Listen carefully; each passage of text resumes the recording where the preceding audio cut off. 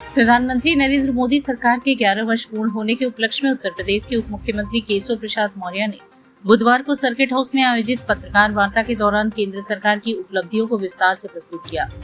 इस अवसर पर उन्होंने जहां मोदी सरकार की योजनाओं, उपलब्धियों और नीतिगत दृढ़ता को विकसित भारत के लक्ष्य की दिशा में निर्णायक कदम बताया, वहीं कांग्रेस और समाजवादी पार्टी के शीर्ष नेताओं पर तीखा प्रहार करते हुए उन्हें देश विरोधी मानसिकता वाला बताया। डिप्टी सीएम मौर्य ने कहा कि प्रधानमंत्री नरेंद्र मोदी के नेतृत्व में भारत ने बीते 11 वर्षों में सेवा, सुशासन और गरीब कल्याण के मूल मंत्र को लेकर एक मजबूत राष्ट्र का निर्माण किया है।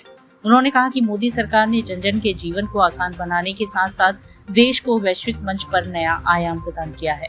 उन्होंने विपक्ष पर हमला बोलते हुए कहा कि कांग्रेस के सांसद राहुल गांधी और सपा प्रमुख अखिलेश यादव की राजनीति राष्ट्र विरोधी प्रवृत्तियों से प्रेरित है। उन्होंने आरोप लगाया कि राहुल गांधी पाकिस्तान की भाषा बोलते हैं और चीन के नजरिए से भारतीय राजनीति करते हैं। वहीं प्रदेश कांग्रेस अध्यक्ष अजय राय को भी निशाने पर लेते हुए कहा कि पहले वह सदन तक पहुंचने की क्षमता अर्जित करे, फिर राफेल जैसे मामलों पर टिप्पणी करे।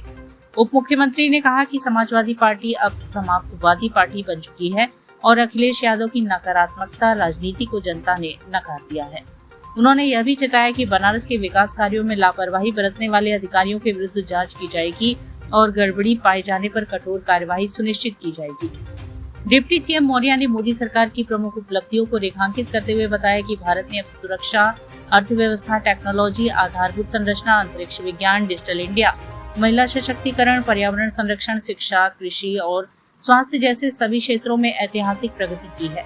उन्होंने बताया कि भारत अब रक्षा क्षेत्र में आत्मनिर्भर हो गया है। S-400, ब्रह्मोस, तेजस जैसे स्वदेशी हथियारों से सशक्त हुआ है।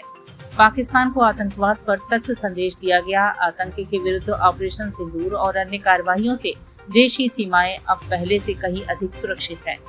डिजिटल ट्रांजैक्शन टेक्नोलॉजी आधारित शासन प्रणाली से पारदर्शिता और जवाबदेही की नई परिभाषा तय हुई है। गरीबी उन्मूलन में उल्लेखनीय सफलता मिली है। 25 करोड़ से अधिक लोग गरीबी से बाहर निकले हैं। 81 करोड़ नागरिकों को प्रधानमंत्री गरीब कल्याण अन्न योजना के अंतर्गत मुफ्त राशन प्रदान किया गया। किसानों सशक्तिकरण के लिए 3 करोड़ 7 लाख रुपए की सहायता प्रधानमंत्री किसान सम्मान निधि के तहत दी गई है।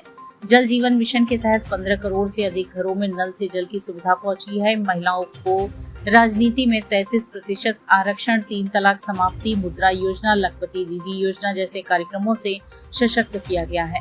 चंद्रयान 3, गगनयान जैसे मिशन से भारत ने वैश्विक अंतरिक्ष मंच पर नई ऊंचाई प्राप्त की है।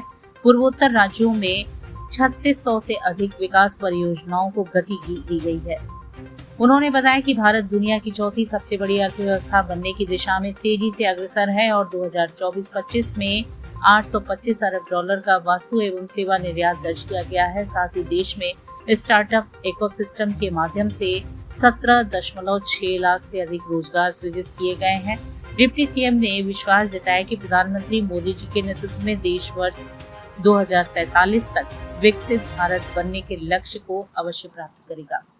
माननीय प्रधानमंत्री जी के नेतृत्व में गरीब हो, किसान हो, नौजवान हो, महिलाओं के सशक्तिकरण से जुड़ा हुआ विषय हो, हर क्षेत्र में भारत ने प्रगति किया है। अर्थव्यवस्था हमारी दुनिया में डंका बजा रही है। सामरिक दृष्टि से हम विश्व की महाशक्ति बन चुके हैं। भारत निरंतर प्रगति के पथ पर आगे है और आगे रहेगा और भारत को आगे बढ़ने से कोई रोक नहीं सकता। देखिए, श्री अखिलेश यादव जी, सबसे ज़्यादा उनकी परेशानी 11 साल की उपलब्धियों की नहीं है। अगर कैमरा के बाहर आप उनसे पूछेंगे तो वो भी कहेंगे कि 11 साल में देश 1100 साल आगे गया है, लेकिन जब कैमरा लगाएंगे तो वो कहेंगे 11 साल में कुछ नहीं हुआ है, क्योंकि उनके अपराधी, उनके गुंडे, उनके माफिया, उनके दंगाई, उनके खिलाफ इतनी कठोर कार्रवाई हुई है कि वह तिलमिलाए हुए हैं, बौखलाए हुए हैं। और समाजवादी पार्टी का सुपड़ा चूंकि 2027 में साफ होने वाला है और समाजवादी पार्टी समाप्तवादी पार्टी बनने वाली है, और ये कांग्रेस पार्टी जो बीच बीच में उछल कूद करती है, वो स्वयं ICU में पड़ी हुई है, वो वेंटिलेटर पे जाने वाली है।